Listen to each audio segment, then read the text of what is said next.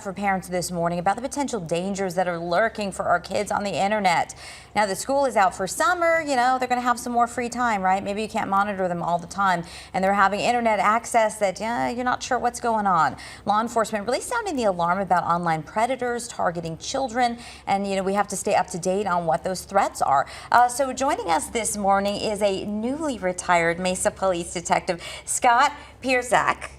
Congratulations on the retirement, Thanks by the so way. much. And you were part of the Internet Crimes Against Children Task Force, so you really, this is your wheelhouse. You've got a lot of expertise there, and you're the founder of the Online Safety Specialist, which is a great resource that you can follow up with afterwards if you've got a group, a school, maybe a troop that needs some information, and parents and kids need guidance to stay safe.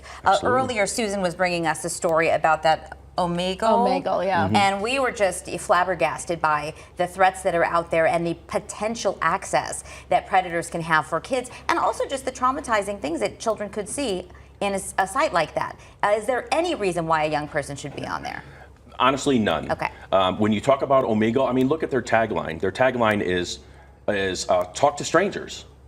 If you get on there, really what it is, you're supposed to get on there and talk with strangers, and who knows where they will be, who knows if they will have clothes on. As a detective, I use that quite often, and some of those things I've seen on there I'll never be able to unsee, unfortunately. So yeah, if your kids are looking to get on Omegle, there's really no reason for it. That's not the only bad site out there. What are some of the other ones that we need to be aware of? When I started researching for my story this morning, some of them were sites that I had never heard of, and so it's hard to look for the dangers if you don't know what you're looking for. Yeah, true. You always have your core apps like the Snapchat and the Instagram and your TikTok and whatnot. The worst of them all, and I know I'll get flack for this, it's Snapchat. Snapchat is just, the majority of the cases that came across our desk when I was with ICAC really had to do with Snapchat. They were created for great reasons. They really were, and for communicating back and forth. But there are a ton of people out there that aren't using them for the right reasons, and they're reaching out to your kids. So is the risk with the Snapchat because there is that idea that these images or communications are disappearing, so people are making poor choices because they think that is not going to follow them around and last, or? That's exactly it. It's one of those things where you're trying to remain anonymous. You're trying to basically hide what you're doing online.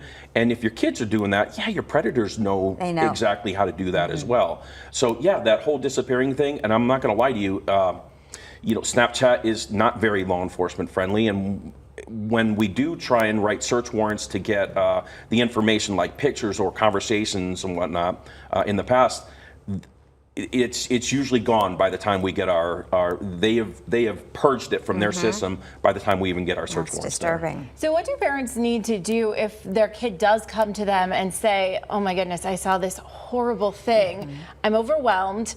Do we need to report it to law enforcement? What's the next step? Yeah, absolutely. Let the police do our job. I should say our job, I retired. Let them do their job. They're very good at what they do, especially the ICAC task force. They're phenomenal at it. If it's something that is really making the hair on the back of your neck stand up, say something about it. And the thing is, parents, tell your kids to do that as well. Your kids are seeing a lot of things that the kids really shouldn't be seeing these days. And let them know that if they do come to you, there's going to be no repercussions about it.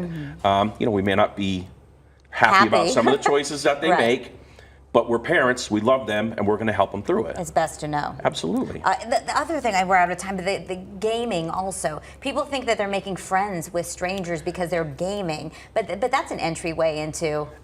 Absolutely. Make sure you know the parental controls on it. You can set it so they can't chat, but they can still chat with their friends and play their favorite games with their friends without having predators having access to those games as well. Scary times. It really is, but as long as you stay in your kid's business, you'll get through it. That's good advice. Stay in your kid's business. Be the nosy parent. Absolutely, it works. Thank you so much, and we'll put Thanks for having me. And your business, Online Safety Specialist. Online Safety Specialist. I teach classes. Call me. Go to my Facebook page or my web page. I'm more than happy to help you out. Okay, congratulations on your retirement. Thank you so much. I appreciate it. Thanks for your service. We'll be right back.